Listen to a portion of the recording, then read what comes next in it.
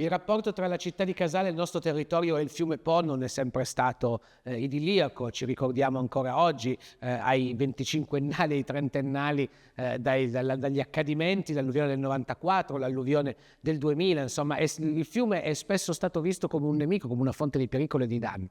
Fortunatamente questo rapporto negli ultimi anni è cambiato molto, anche grazie ai tanti interventi che sono stati fatti. Si pensa alla rimozione dell'isolone che c'era davanti al circolo canottieri, si pensa della insomma sono stati fatti tanti interventi, la realizzazione della diga, che hanno creato questa laguna naturale davanti al concentrico cittadino della città di Casale, che ha consentito ai nostri cittadini di viverlo nel migliore dei modi possibili.